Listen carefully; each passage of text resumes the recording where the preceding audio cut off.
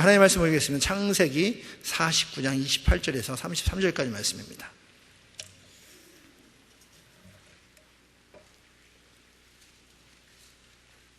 창세기 49장 28절에서 33절까지 말씀입니다.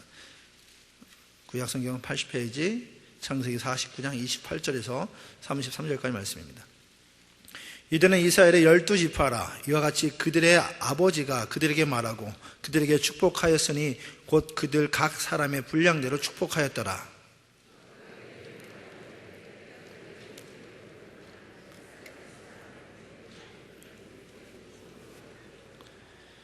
이거는 가나안 사람 마므레 앞 막벨라 밭에 있는 것이라. 아브라함이 햇사람 에브론에게서 밭과 함께 사서 그의 매장지를 삼았으므로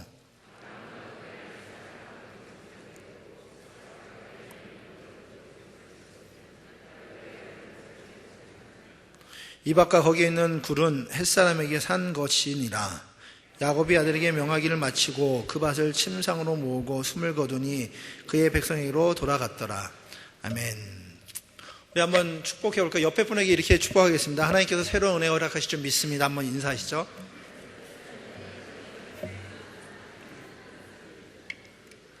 벌써 새로운 5월입니다. 5월. 이 5월 한 달에도 우리가 하나님의 은혜를 사모하는 그 시간 가운데 함께 하시고 또 풍성한 은혜를 허락해 주실 줄 믿습니다. 여러분 어떻습니까? 5월 하면은 여러분 어떤 생각이 드십니까? 5월 하는 그 이야기 듣자마자 하고 한숨 나오는 분 계십니까? 너무 빠른 그 세월 때문에 또 달라스는 5월 되면 이제 더워지지 않습니까?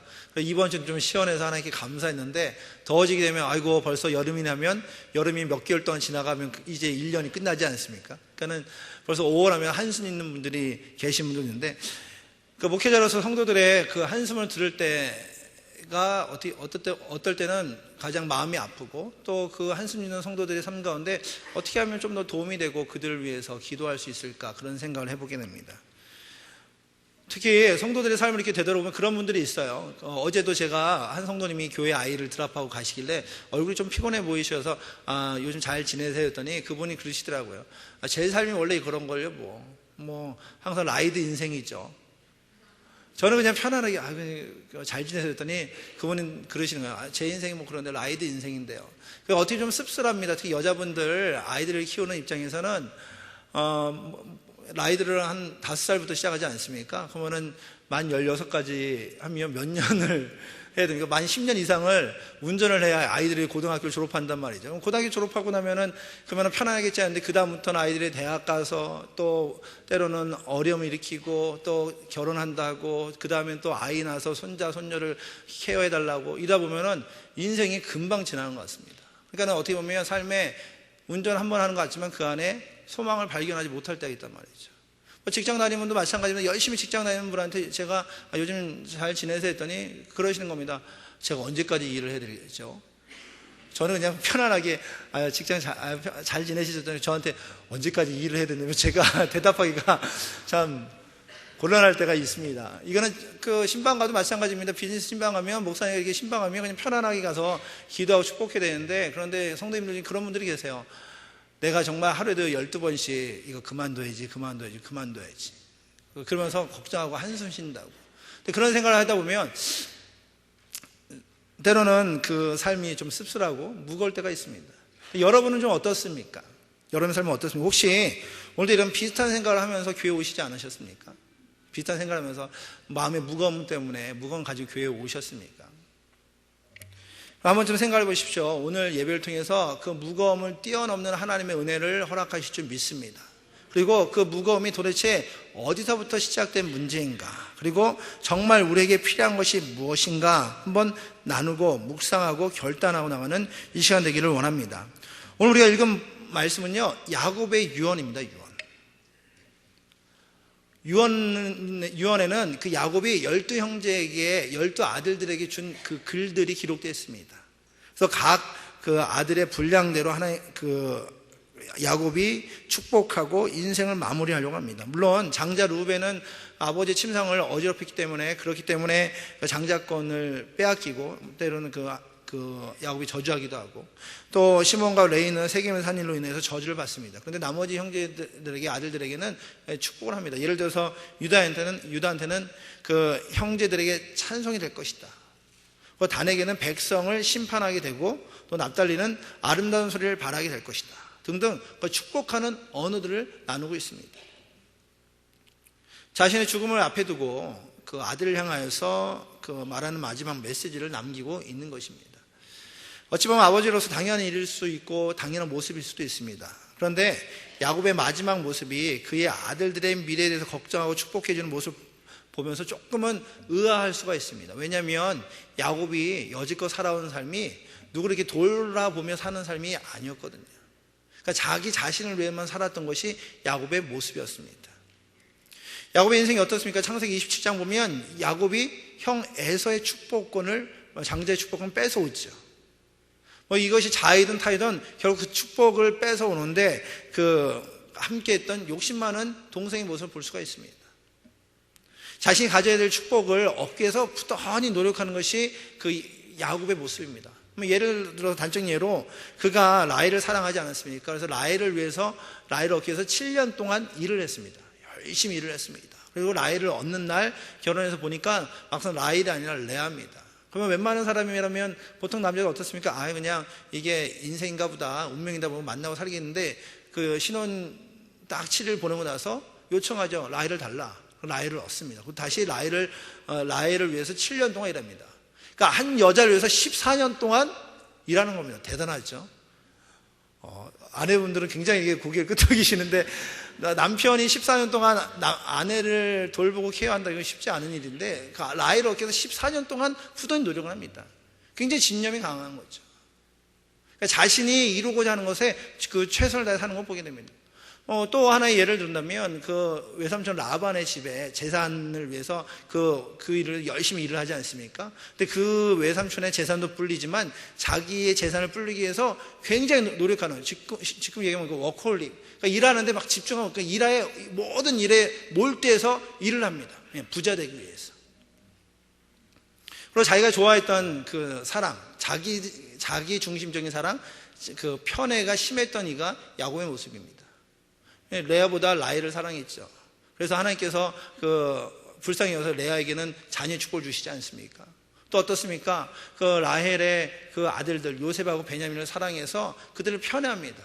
편애는 결국 형제들의 갈등의 요인이 되고 그것은 가정의 위기를 경험하게 됐죠. 그러니까 야곱의 인생이라면 어떻게 보면 자기의 욕심을 위해서 또 자기 삶을 위해서 열심히 노력하는 것이 야곱의 모습입니다. 그런데 야곱이 지금 제가 얘기한 야곱의 인생과는 좀 다른 모습을 오늘 말씀을 통해 볼 수가 있습니다. 자기를 위해 그렇게 일했었는데 자기를 위해 살았던 야곱이 이제는 조금 다른 모습을 보입니다. 자기를 사랑하고 자기를 중요시 여겼던 야곱이 이제는 주위를 돌아보기 시작합니다. 주위를 돌아보고 그 아들들을 축복하고 그들의 주시는 은혜대로 예언하는 것을 보게 됩니다. 다르면 야곱이 달라졌다는 겁니다. 이거는 단지 아들이 많고 자녀가 많아서 그가 철이 들었다는 것, 아버지 철이 들었다는 얘기가 아닙니다. 죽음을 맞이했기 때문에 이 마지막 죽음 앞에서 그가 마지막으로 변한 모습이 아닙니다. 왜 도대체 야곱이 이런 다른 모습을 보이는 걸까? 왜? 어떤 이유 때문에 야곱이 이렇게 다르게 되었는가? 그 이유는 첫 번째, 야곱의 삶의 변화의 시작은 야복 강가에서부터 시작됐다는 겁니다. 야복 강가에 어떻습니까? 야곱이 하나님을 만납니다. 예전에는 하나님 주신 축복이 있음에도 불구하고 내 의지대로 내가 얻고 싶은 것을 위해 막 살았단 말이죠. 그런데 야복 강가에서 하나님을 인격적으로 만납니다. 하나님 인격적으로 만나니까 인격적으로 만남으로 말미암아 삶이 달라는 겁니다. 인격적으로 만남으로 예전에 보지 못했던 것이 보이게 되고 예전에 생각하지 못했던 것이 생각하게 되고 예전에 하지 못했던 행동들을 하게 된다는 것이죠. 다시 말하면 하나님을 만남으로 그의 인격이 변화되고 그 변화됨은 그의 삶의 가치관에 잘못된 것을 알게 됐다는 것입니다. 자신의 욕심만을 위해 살았던 그 야곱이 변화의 시작점은 바로 하나님을 만나는 것, 하나님 만남으로 그의 삶이 달라진 겁니다. 우리 이렇게 생각할 수도 있어요. 우리 생각할 때 이삭에게 그래도 안수받았지 않는가, 안수 받았으면, 축복의 안수를 받았으면 그때부터 그 삶이 달라지는 것이 아닌가. 근데 그때 받은 그 축복으로 말미암아 그는 그냥 부단히 노력하는 것이 나에게 주신 하나님의 축복으로 달려간 겁니다. 그런데 정말 진정한 축복은 하나님 앞에 섬으로 말미암아 하나님 앞에 서고 하나님 앞에 나아갔을 때 진정한 축복의 시작을 누리게 되는 것입니다. 사도 바울도 그랬습니다. 사도 바울이 자신의 이력서에 화려한 것들을 쓸 수 있는 것들이 많이 기록할 수 있을 정도로 노력했습니다. 공부도 많이 했습니다. 그런데 그 모든 것들이 그에게 참된 의미가 아니고 가치가 아님을 언제 깨닫습니까? 예수 그리스도를 만남으로 깨닫습니다. 그러니까 사도 바울이 변화된 것은 사울이었을 때 다메섹에서 예수 그리스도를 만나는 그 시점부터 그의 삶의 변화가 시작되게 된 것이죠. 여기에서 우리의 삶도 한번 점검해 볼 필요가 있습니다. 왜 삶 가운데 자꾸만 지치고 넘어지는가? 왜 삶에서 소망을 잃어버리는가? 왜 삶에서 아무 희망 없이 삶을 사는가? 그 이유는 우리가 삶 가운데 인격적으로 예수 그리스도를 만나지 못하고 하나님을 만나지 못하기 때문에 그렇습니다. 하나님께 주신 은혜가 너무너무 많이 있고 하나님의 축복이 너무너무 많이 있음에도 불구하고 우리가 하나님 앞에 바로 서지 못함으로 말미암아 끊임없이 넘어지고 좌절하고 실패하는 것이죠. 왜 삶의 에너지가 잃어버립니까? 왜 삶의 열정을 잃어버립니까? 그것은 하나님 앞에 나가지 못하기 때문에 그렇다는 거죠. 하나님을 인격적으로 만나지 못함으로 삶 가운데 소망을 잃어버리고 삶을 살고 있는 것입니다.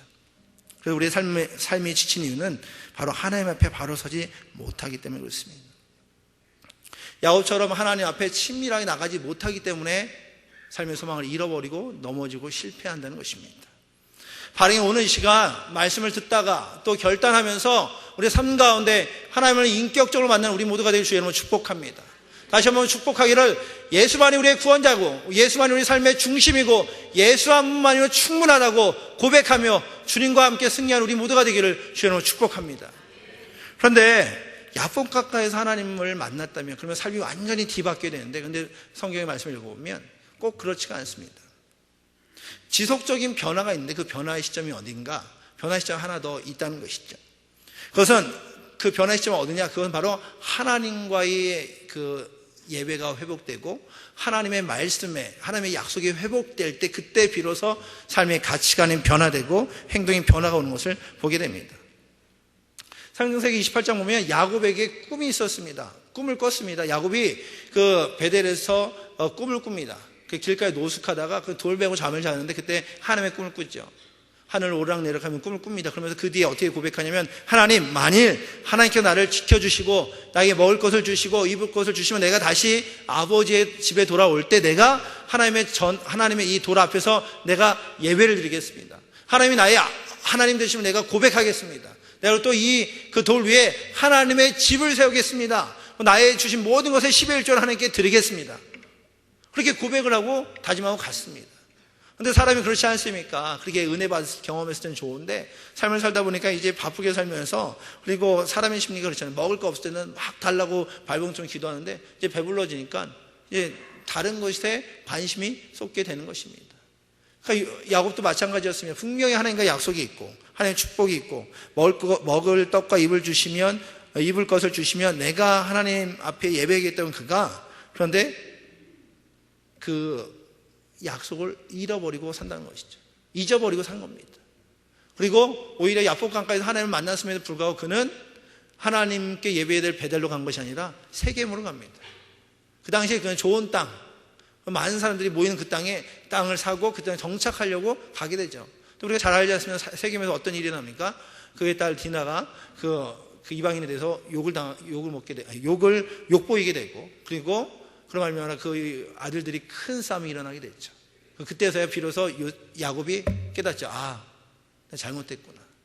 내가 세겜으로 가는 것이 아니라 베델로 가야 되는구나. 그러니까 드리지 못했던 예배가 하나님의 잃어버렸던 하나님의 약속이 그때 비로소 깨닫고 하나님 앞에 나가서 예배가 회복되고 그다음에 말씀, 약속이 회복되게 된다는 것입니다. 하나님과 만남으로 삶의 그 변화가 시작되었지만 하나님의 말씀을 붙잡고 예배 자리로 나아갈 때 그의 삶이 하나님의 삶으로 그의 가치관이 하나님의 가치관으로 변화되게 됐다는 것입니다. 다시 말하면 우리가 우리의 삶 가운데 정말 참된 열정과 참된 은혜와 참된 축복은 어디서부터 시작되는가? 바로 하나님을 향한 예배가 회복될 때, 또 하나님과의 약속이 회복될 때, 그때 비로소 하나님의 능력과 은혜와 축복을 누리는 우리 모두가 된다는 것입니다. 그래서 하나님의 사람들은 하나님 앞에 나가는 것, 예배하는 것, 그것이 먼저 돼야 되는 것이죠. 사랑하는 성도 여러분, 여러분 삶 가운데 삶의 열정을 잃어버리고 계십니까? 아니면 쉽게 말하면 시험 들어 계십니까? 그 삶의 목표를 상실하고 상실감 때문에 날마다 한숨 짓고 계십니까? 여러분 기억하십시오. 그 모든 것을 뛰어넘어 우리가 해야 될 것이 있습니다. 그게 뭡니까? 바로 예배가 회복되어야 되는 것입니다. 이 마지막 시대일수록 더욱더 예배가 회복되어야 될 줄 믿습니다. 이 마지막 시대일수록 더욱더 하나님 앞에 나와 하나님의 말씀을 붙잡고 하나님의 말씀 가운데 부어주신 은혜를 붙잡고 예배의 감격을 사모하며 하나님 앞에 나갈 때에, 그때 비로소 삶의 열정이, 그리고 삶의 비전이, 하나님의 목적이 우리의 삶 가운데 넘쳐날 줄 믿습니다. 그런데 어떻습니까? 많은 사람들이 요즘 이 시대가 바빠지고 즐기게 많아져서 예배를 잃어버리고 있습니다.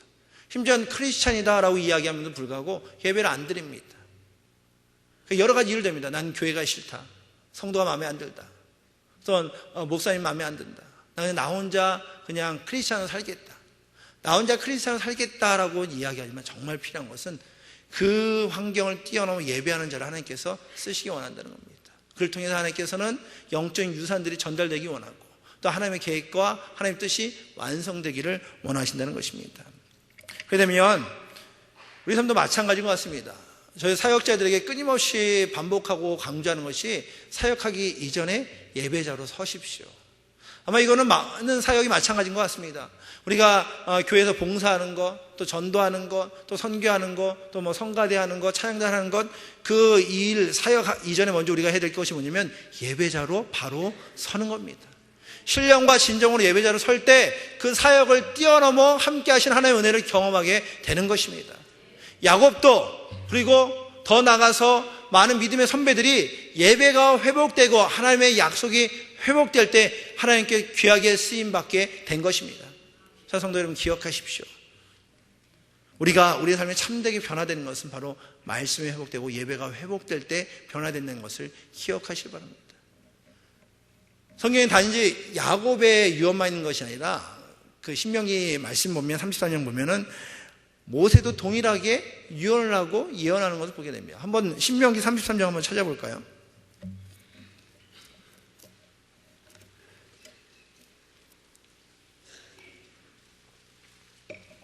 신명기 33장 말씀에 보면요, 1절에 이렇게 기록됩니다.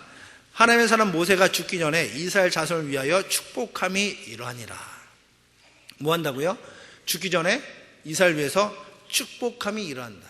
지금 유언을 하고 있습니다. 축복하는데 유언이 축복입니다. 그래서 말하기를 여호와께서 백성을 사랑하시나니, 여호와께서 하나님께서 하나님의 백성을 사랑하신답니다. 그리고 그들에게 축복하시기 원하는데, 그러면서 루벤에 대해서 6절에, 또 7절에 유다에 대해 축복이 이러하니라, 또 8절에는 레위에 대해서, 또 12절엔 베냐민에 대해서, 또 13절엔 요셉에 대해서, 또 18절엔 스불론, 또 20절에 갓, 단, 납달리, 아셀 모두에게 그 축복하는 걸 보게 됩니다. 모세의 유언을 통해서도 우리가 볼 수 있는 것은, 하나님께서 모세를 사용하셔서, 모세를 통해서 하나님께서 모세를 축복의 통로로 사용하셔서 각 지파별로 하나님의 축복을 선포하고 있다는 것입니다. 다시 말하면 하나님의 사람을 통해서 또 다른 이들을 축복하고 하나님의 은혜를 나누는 축복의 통로로, 복의 통로로 사용하고 있다는 것입니다. 야곱과 모세의 유언을 공통적으로 알 수 있는 것은, 하나님께서 하나님의 백성을 축복하시길 원한다는 겁니다. 하나님께서 하나님의 믿음의 성도를 통하여 하나님의 축복을 나누는데 쓰임받기를 원한다는 겁니다. 그러니까 모세의 예언을 통해서도 알 수 있는 것은 어떤 내용이냐, 하나님만을 섬겨라. 그러니까 하나님은 믿음의 백성들 하나하나를 사랑하시는데 하나님만 아버지 되시고 삶의 주관자 되신 것을 믿고 의지하기를 원한다는 것입니다. 각 지파를 축복하고, 그리고 그 축복의 핵심은 뭐냐? 하나님이 하나님 되십니다. 다시 말하면 요셉과 또 야곱의 그 말씀을, 그 유언을 이렇게 압축하면, 한마디로 정리하면 하나님만 섬기라는 겁니다. 한번 따라해볼까요? 하나님만 섬기라. 지금 모든 예언들, 축복들을 압축하면 하나님만 섬기라는 겁니다. 하나님만 섬기면, 하나님만 예배하면, 하나님만 따라가면 그것이 축복이 된다는 것입니다. 또 우리는 이걸 잊어버려요. 축복 받고 싶은데 앞에 거를 잊고 축복만 원할 때가 참 많이 있다는 것이죠. 그럼 기억하십시오. 하나님을 섬기는 것이 축복의 시작입니다. 그래서 모세를 통해, 야곱을 통해서 그 축복이 전달되는 것이 결국은 이것이 영적인 유산이 됩니다. 그런 거 있잖아요. 호랑이는 죽어서 가죽을 남기잖아요. 믿음의 성도는 죽어서 뭘 남기느냐? 영적인 유산을 남기게 됩니다. 영적인 유산을 다른 말로 하면 제자고 또 다른 그리스도인들이 있죠. 그러니까 제자를 남기고 그리스도를 남기게 그러기 위해서 뭐냐? 내가 받은 은혜를 나누어 주어야 된다는 것이죠. 나누어 줄 때, 내가 받은 은혜가 나누어질 때, 나누어질 때 이것이 전달되어 영적인 유산들이 남겨지고 넘겨지고 또 다른 이들에게 나누어진다는 것이죠.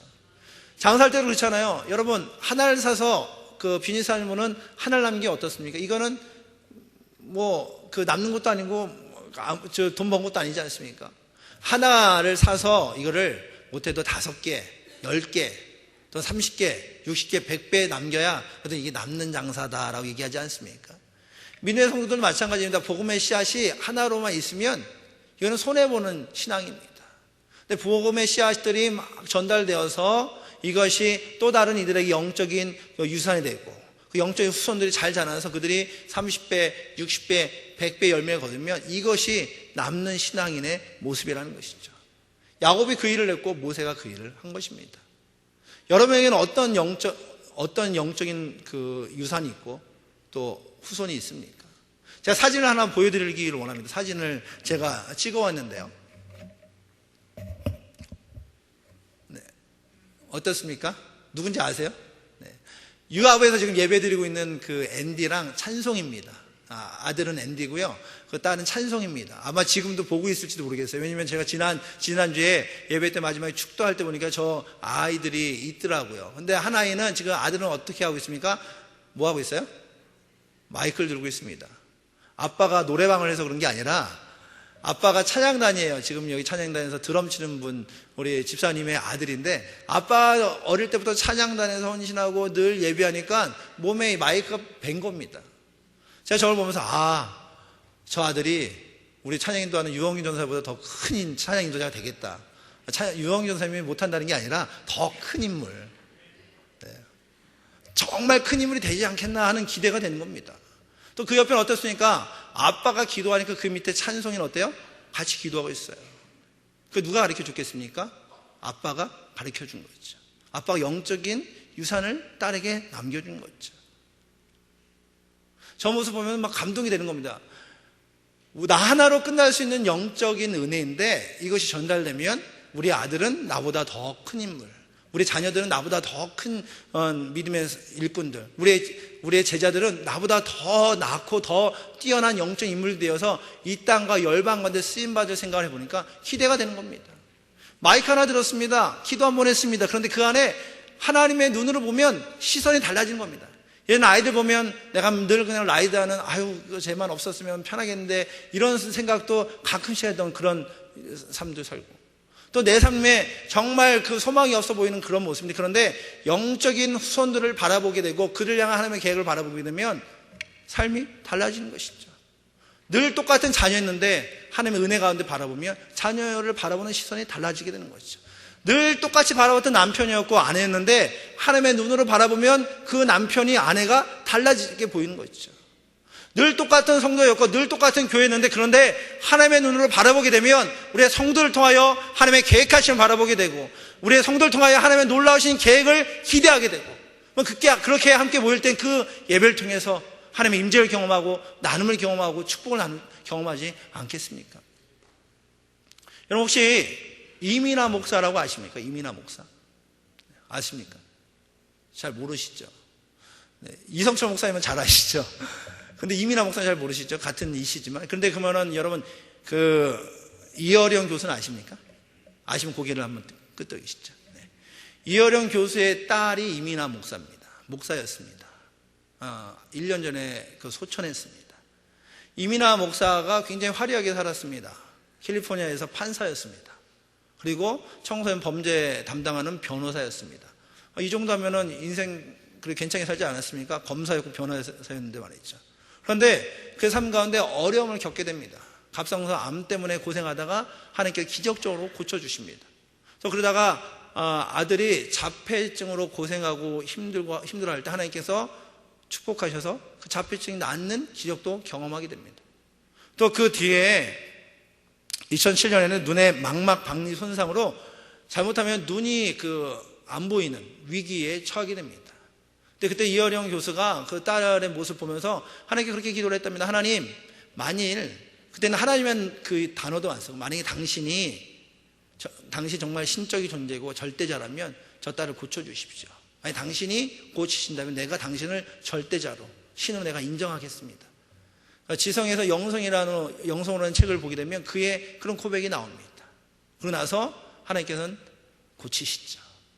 그리고 고치신 이후에 이어령 교수는 예수를 인격적으로 만나고 하나님의 아버지를 예수를 그리스도로 고백하게 됩니다. 물론 훗날 그 이민아 목사는 열심히 사역하다가 결국 작년에 위암으로 수천하게 됩니다. 근데 어떻습니까? 만약에 나에게 있던 은혜가 나에게 끝나면 어떻습니까? 하나로 끝났겠죠. 아마 우리 중에 이민아 목사를 기억하는 사람은 아무도 없었을 겁니다. 그런데 이어령 교수를 통해서 이민아 목사가 받았던 은혜와 축복이 믿음이 전달되고 유산은 남겨준 거죠.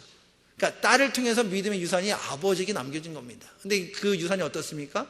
이민아 목사의 하나로 끝날 수 있었던 것이 이어령 교수를 통해서 30배, 60배, 100배 아니 그 이상의 엄청난 일을 하나님께 행하셔서 지금 사도 바울처럼 이어령 교수를 사용하셔서 많은 지성인들이 죽게 돌아오는데 쓰임받는 것을 보게 됩니다. 이것이 영적인 유산입니다. 이것이 영적인 축복이고 우리가 해야 될 하나님이 원하시는 유산인 겁니다. 어떻습니까? 여러분 하나로만 끝난다면 정말 하나님 볼 때는 손해보는 신앙이라는 거예요.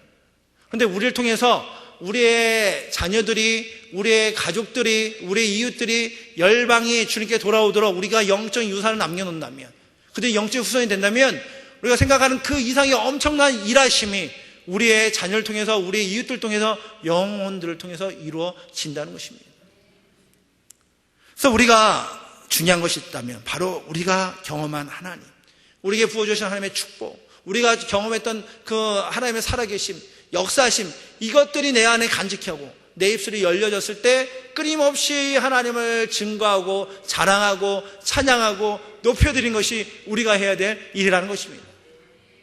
속회 모임도 마찬가지입니다. 우리가 속회 모임하면 그냥 단순히 모이는 게 아닙니다. 모여서 받았던 은혜를 나누는 것이죠. 내게 주셨다 하는 은혜를 나눈다면 내 은혜가 나로 끝나는 것이 아니라 나를 통해서 또 다른 성도들에게 그 은혜가 나눠지지 않습니까? 영적인 모임이 그래서 필요합니다. 모여서 내가 만난 하나님을 증거하고 나누는 것이 그래서 필요합니다. 그리고 교사들이 중요합니다. 왜냐하면 교사들이 내가 받았던 하나님, 내가 만났던 하나님을 우리 자녀들에게 가르치고 양육한다면 우리 자녀들이 그 하나님을 만남으로 말미암아 정말 이 땅 가운데, 이 썩어져가고 어두운 시대 가운데 예수 그리스도의 이름을 가리키고 예수 그리스도의 빛을 나타내는 하나님의 일꾼이 된다면 이 마지막 시대에 우리의 자녀를 통해서 하나님의 소망이 나타나지 않겠습니까?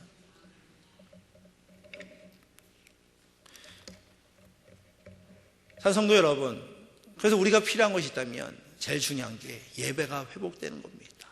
하나님과의 약속이 회복되는 것입니다. 그리고 만약에 우리가 정말 삶이 지치고 힘들 때 주님 앞에 나와 주님 나를 도와주시옵소서, 나의 삶을 붙잡아 주시옵소서, 하나님의 살아계심을 경험하게 하여 주시옵소서, 하나님을 만남을 말면 나의 삶이 나의 생각과 나의 시선이 아니라 하나님의 생각과 하나님의 시선으로 나를 바꿔 주시옵소서, 앞에 나와 기도하고 간구해야 될 것이 바로 우리가 해야 될 일인 것입니다.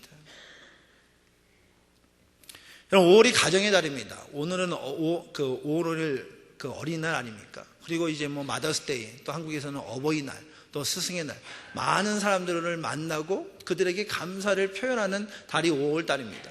그래서 많은 분들이 부담스러워합니다. 왜냐하면 벌써 그 계산기를 두들겨 봐야 되지 않습니까? 저 같아도 부담이 되죠. 저희는 어린이날 이런 걸 챙기지는 않지만, 그런데 만일 아이 셋을 이렇게 하려고 하면은 계산기가 이제 복잡해지죠. 제가 며칠 전에 그 기사 보니까 한국에서는 한 아이를 양육하기 위해서 미니멈 3억을 준비하라고 그런답니다. 대학 가서 그 애들 잘 되기 위해서 3억 아니면 3억 그 이상, 뭐 맥시멈으로 10억. 그러니까 30만 불에서 100만 불을 모으라고 그런답니다. 저 계산해 봤더니 제가 미니멈 30만 불씩 모으려도 3명이니까 100만 불이 필요하더라고요. 만약 100만 불 모으려면 300만 불. 여기 4명 가지신 분도 있는데 400만 불. 애 하나 날 때마다 돈이 자꾸만 올라가는 겁니다. 굉장히 부담스럽죠.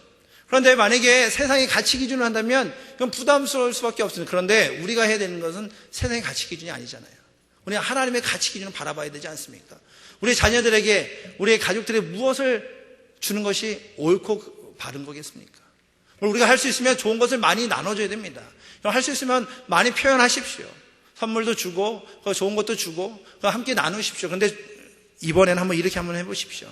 그러면 좀 더 특별한 선물 한번 준비해 보십시오. 여러분에게, 여러분의 남편에게, 아내에게, 또 가족들에게, 아들, 딸들에게, 또 부모님에게 여러분의 삶을 되돌아보면서 여러분이 받은 은혜와 축복을 한번 정리해 보십시오. 조그만 수첩에다 여러분이 받은 은혜를 한번 써보십시오. 나에게 주신 하나님의 은혜 쭉 쓰고 이것을 한번 여러분의 자녀들에게 한번 나눠줘 보십시오. 캐시도 주고 선물도 주지만 그걸 주면서 여러분이 받았던 하나님의 은혜, 여러분이 받았던 하나님의 축복, 여러분이 주셨던 하나님의 말씀, 여러분이 주셨던 하나님의 비전과 하나님의 그 바라심을 한번 쭉 정리해서 나눠줘 보십시오. 이것이 무엇이 되겠습니까? 영적인 유산이 되는 것이죠. 물론 이것을 지금 깨닫지 못하는 이들도 있을 겁니다. 그런데 그것을 주고 나누게 되면 언젠간 영적인 유산을 받은 이들이 그걸 붙잡고 나감으로 인하여서 이 땅 가운데 우리보다 더 강력한 하나님의 일꾼이 되어서 하나님의 나라 가운데 쓰임받는 믿음의 영적인 후사이 될 줄 믿습니다. 사랑하는 성도 여러분, 삶을 되돌아보면서 늘 똑같고 아무런 의미가 없는 날이기 때문에 오늘도 좌절하고 넘어지고 계십니까? 여러분 기억하십시오. 그때 우리가 회복될 것이 바로 하나님을 향한 예배라는 것을 말했죠. 그리고 예배가 회복되고 말씀이 회복된 성도를 통해서 하나님께서 귀하게 사용하실 줄 믿습니다.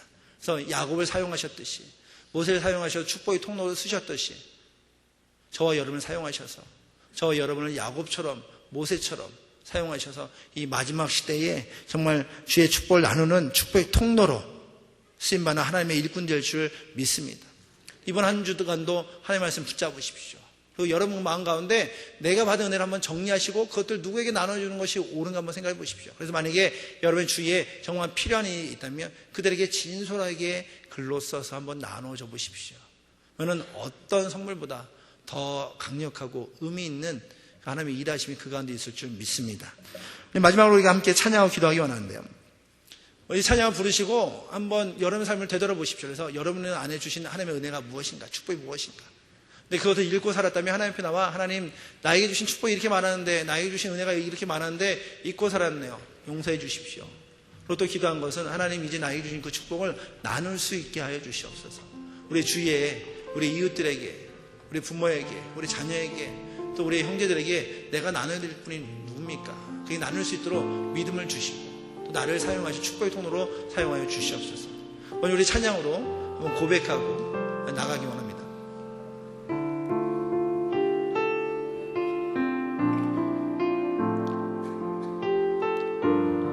찬양하겠습니다. 우리 옆에 분들 축복하시면서 하나님께서 당신을 통해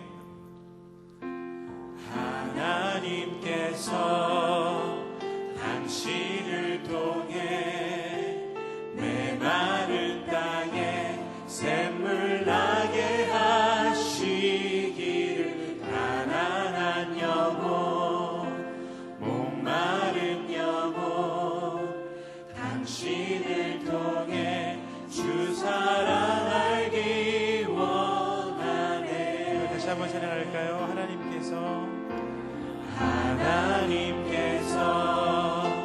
당신을 통해 내 마른 땅에 샘물 나게 하시기를, 가난한 영혼, 목마른 영혼, 당신을 통해 주 사랑 알기 원하네. 우리 다시 한번 이 찬양하실 때 당신 대신에 우리의 이름을